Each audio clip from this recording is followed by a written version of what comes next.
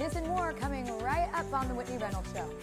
Tom Cruise, Richard Branson, Beyonce, Willie Nelson. This is their advice and the wisdom, the things they've learned, what they do differently, and then the Hail Mary moment. You know, we all have this unique story in life, and so often people don't get a chance to tell it because it's something that kind of happens in private. Step across that line and find your joy.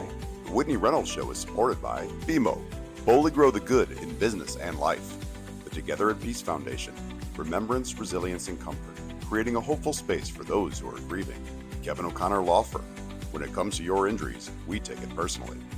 10 West Real Estate Group, providing multifamily investment and property management services. Center for Beautiful Living, empowering people to live rich, robust, and beautiful lives. Additional funding provided by facial plastic surgeon Dr. Stacy McLean, Lifeway Kiefer, Respiratory Health Association, Kevin Kelly, Kid Friendly Venues app, JoePerillo.com, High Five Sports Club, and by these sponsors.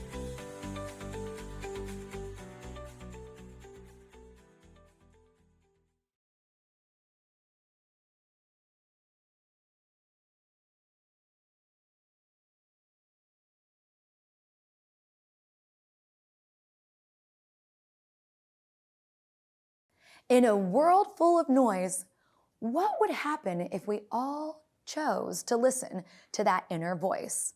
It might just bring us full circle. That's today's topic. Awakening the soul of our story. Come for the stories, stay for the heart, where every journey is a And sharing those in a safe space to inspire others. And all you'll see. Whitney's here to share your dream. It's the Whitney Reynolds You are watching the Whitney Reynolds Show. From Be Chicago careful. to your home. Real voices, real lives in every episode. This is the Whitney Reynolds Show. You can step across the line tomorrow into the world of healing. There's a promise of healing. And it's almost guaranteed if you do the work. But first you have to call it by its name before you begin the journey. So step across that line and find your joy.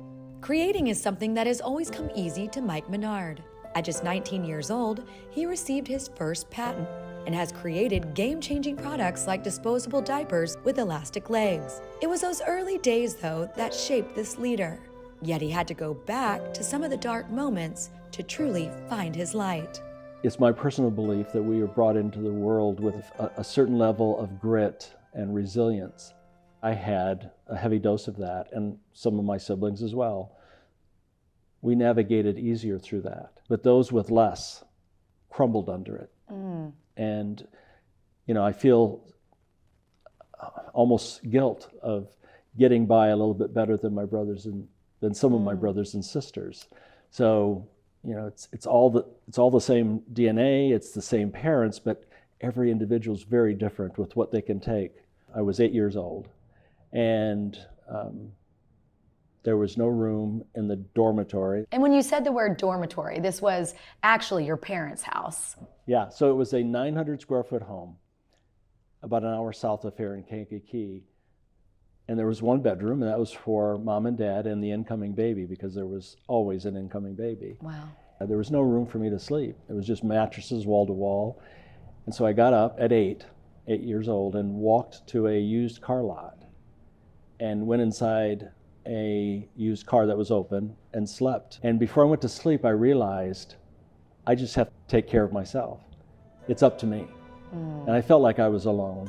I felt like I wasn't seen. Mike encountered complex trauma as a kid. From food insecurity, non-secure housing, and tough parents, he learned how to be his own advocate, and later took his struggle to paper while writing his book, a story he thought he knew very well.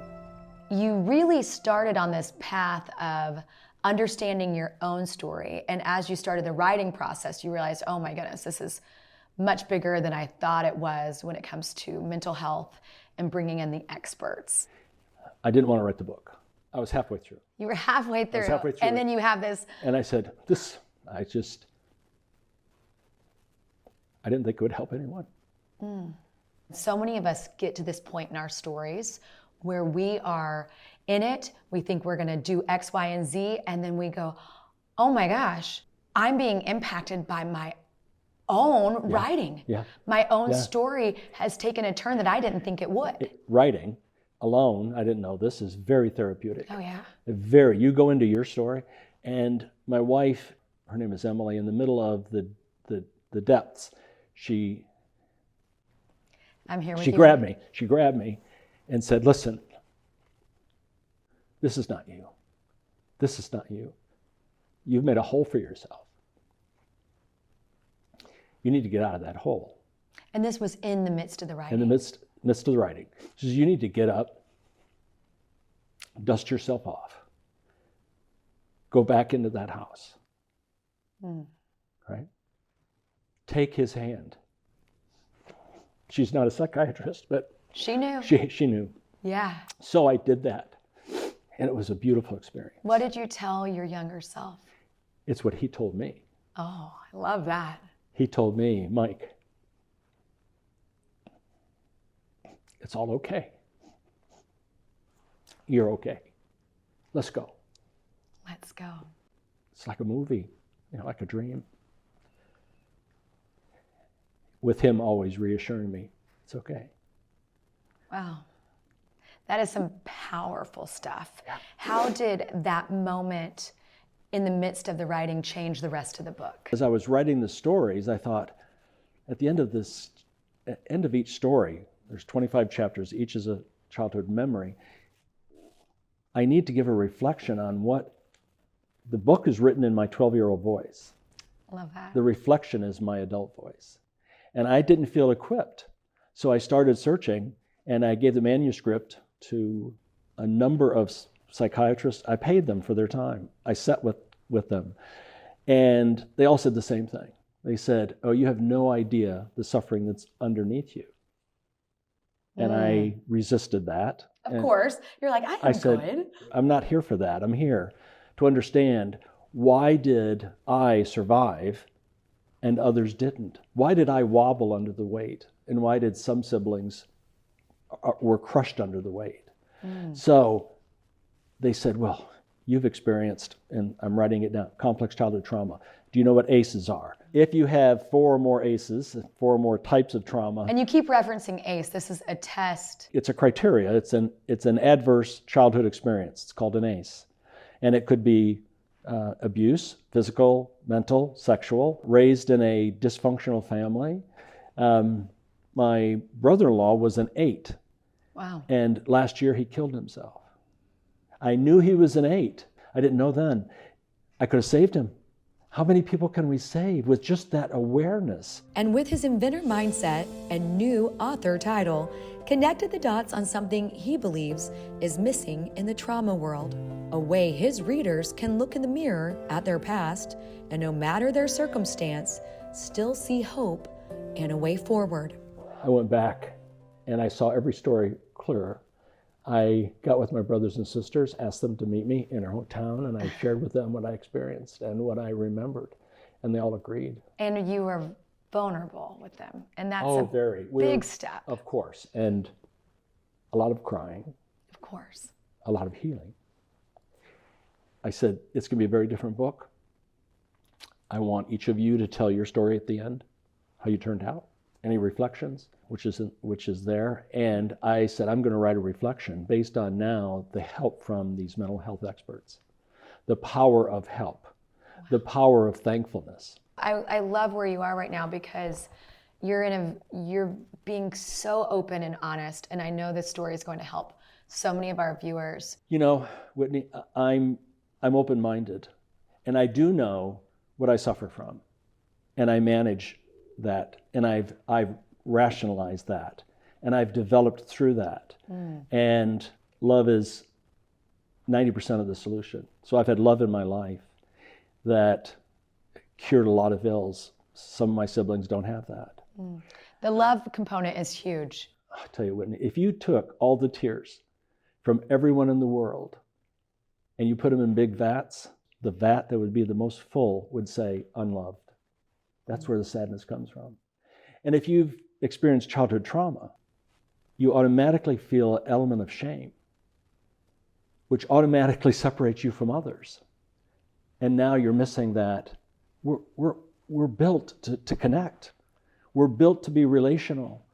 And all of a sudden now you're isolated and you feel alone. I read a book a day for 18 days.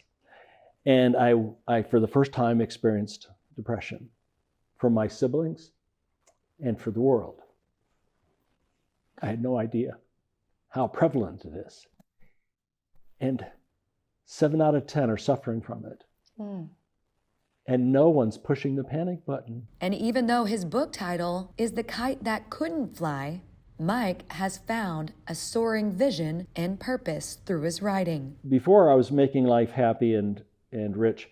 Now it's making my life meaningful. And isn't that a beautiful thing when that happens? I think you discovered that a long time ago. It is. I'm getting it later in life.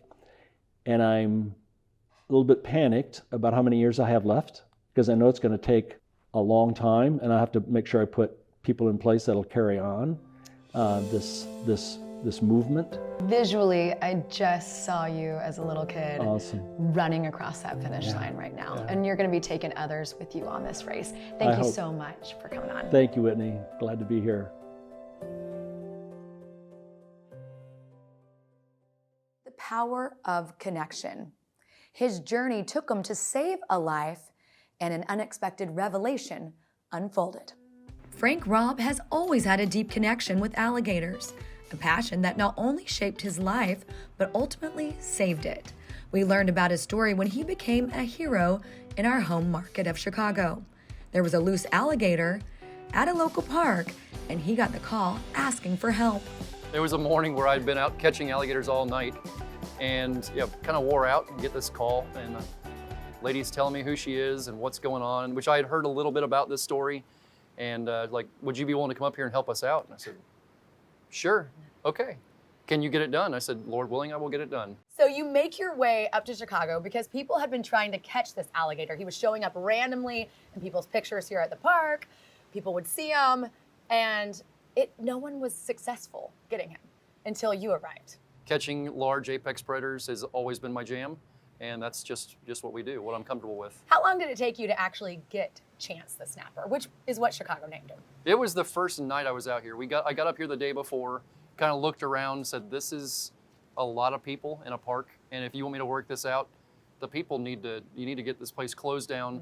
Let me work in silence and at dark, and I'll work it out the first night I'm out here, and Lord willing, it worked out that way. After his swift catch and safe release of this loose alligator, his journey took an unexpected turn when he needed emergency heart surgery, a surgery that came with a staggering cost. You get back and you find out that you have this condition that actually you needed big time support. Yeah, I found out from my cardiologist that I needed a mitral valve repair. He's like, you're gonna need open heart surgery. He's like, you're a tall, thin person.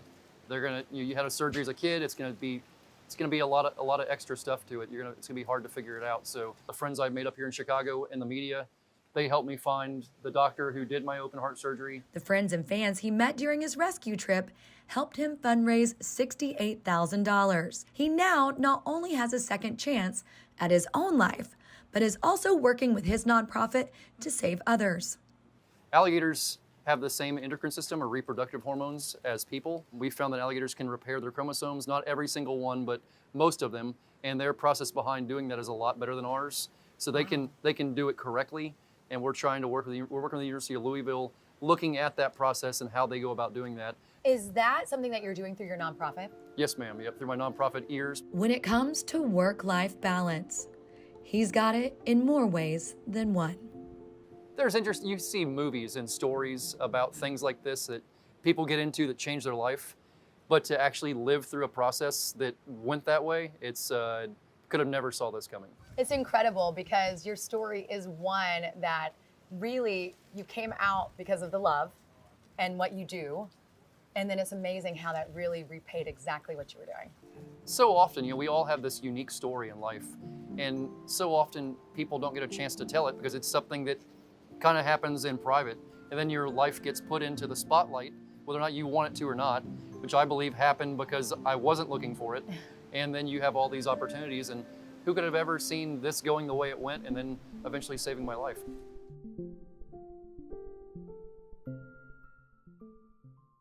Paul Saffin is a media personality known for exploring pivotal moments with our favorite stars.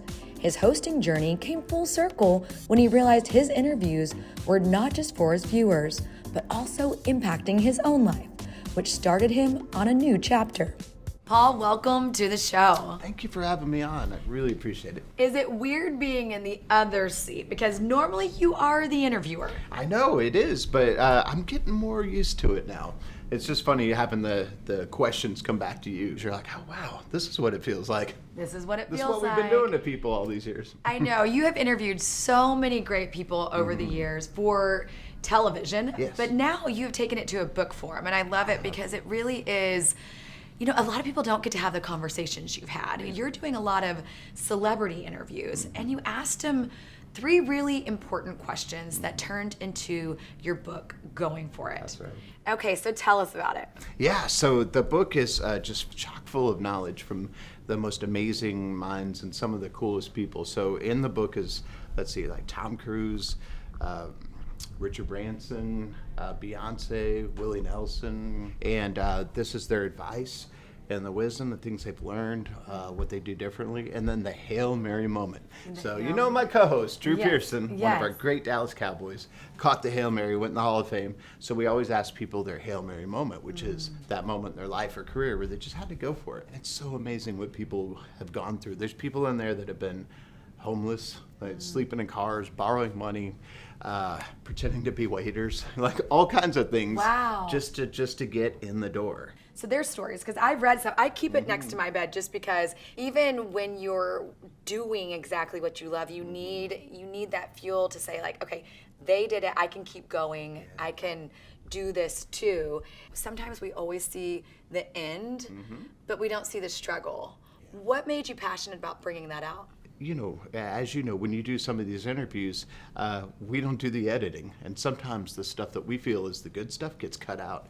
And that just kept happening over and over again. And they're like, no, wait, what about, you know? Yeah. Because, you know, TV segments are often like 3 minutes long. Right. And I just started collecting all of these stories because I thought, well, I'm going to take this stuff. Because to me, this is the best stuff. Yeah. And I like went through all these tapes, all these memory cards, and like a madman, just writing like I was running out of time in life. And then it just became, you know, I thought it'd be an article. Now it's a book. It's a book, and it says volume 1, so that's you right. have plans for more. Yeah, book 2 is actually, volume 2 is already done. But volume 3 that I'm working on right now is the best one yet.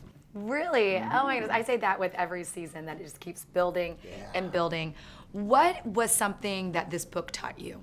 The thing that separates everybody, and the common denominator in the book, is everybody just really just went for it. What it taught me is just to never give up.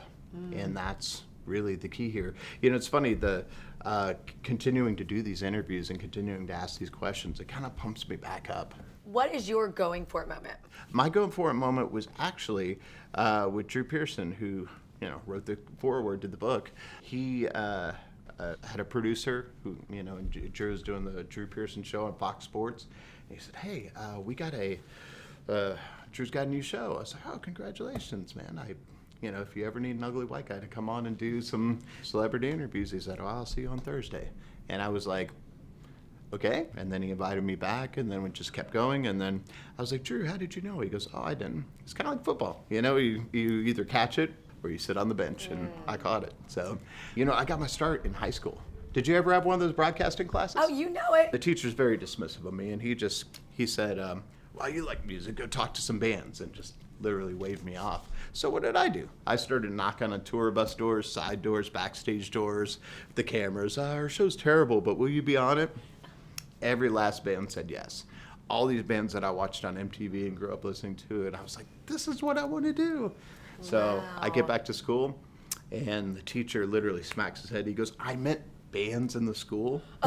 And I was like, oh, no. He goes, but good job. I don't know how you did it. Oh. You know, I just thought, I want to keep doing this. And so, despite everything, I've stayed on it, tried to hang in there and do it, and I'm still doing it. I'm still going for it. You are going for it. Thank you so much for coming on. Thank you for having me. where fiction meets reality. We're talking Harry Potter and two of their stars who were reading the storyline, and it resonated on the next level. Harry Potter, the Cursed Child, has hit Broadway. We sat down with Benjamin Thies, aka Draco Malfoy, and Harry's wife, Jenny, played by Trish Lindstrom. We discovered the magic behind the continuing narrative and how their personal plot lines crossed over with their characters. Well, I think what's special about this iteration of the play is that, so John Tiffany, the director, came back to work with us, for this play, and he asked in the beginning, let's see if this is actually going to work out as a under 3-hour play, as one piece. It was a 2-parts play. Now it's a 1-part play. It is 1-part play in New York, but it was over 3 hours. Now it's under 3 hours. We had to make sure that the internal structure of the play remained intact and still worked, and the magic worked, and the relationships worked, and we could all have an arc, and it could still work really well. How do you decide what you cut? I think what John has managed to do, and Jack Thorne is the author, and he's in the UK, is miraculously maintain the heart. And I'm fascinated by that process, is that of relationship. Because if you don't have a relationship, then why do we care? And I think what is maintained in this story is relationship.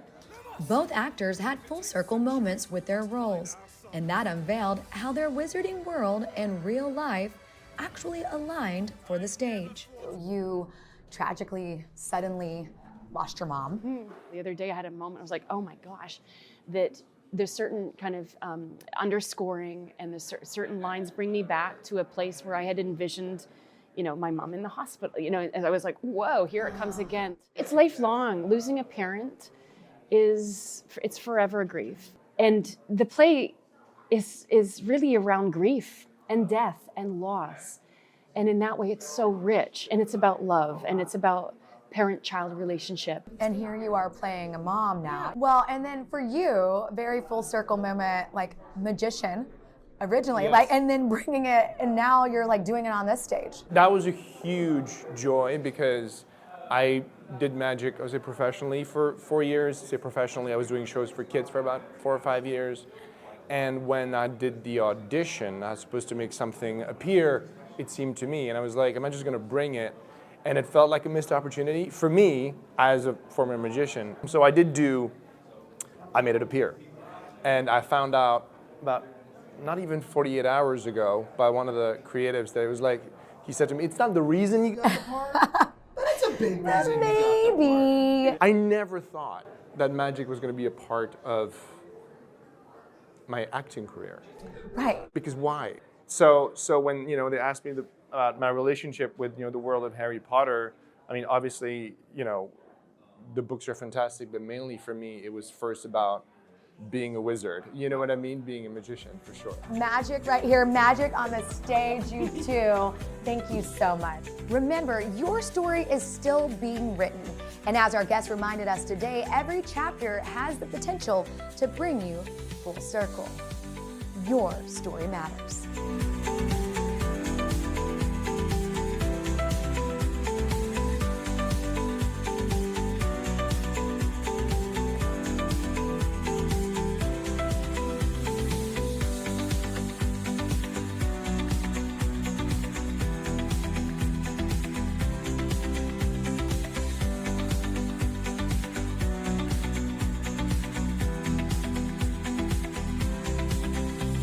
The Whitney Reynolds Show is supported by BMO, Boldly Grow the Good in Business and Life, the Together at Peace Foundation, Remembrance, Resilience, and Comfort, creating a hopeful space for those who are grieving.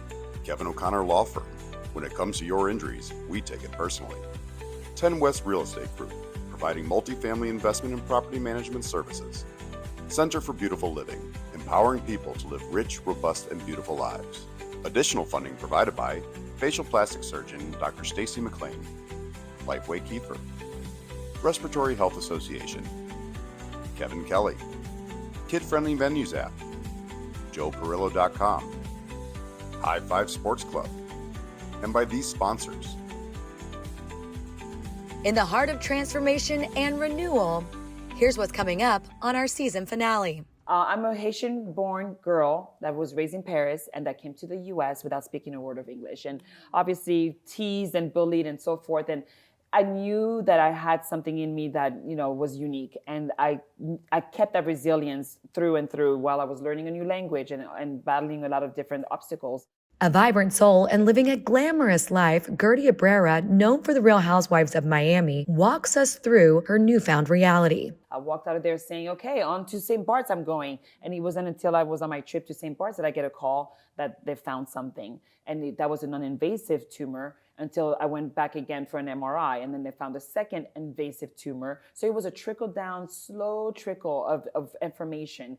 And that's what, you know, people don't understand. Like you don't just get diagnosed and it's a flat out deal where there's A and B solution and it's not a perfect formula. There's always a wave because there's different tests, and different tests tells you different diagnosis. So you might be wondering, what happens after you find the lost city of El Dorado and you're stranded with a sack full of gold? Let me catch you up.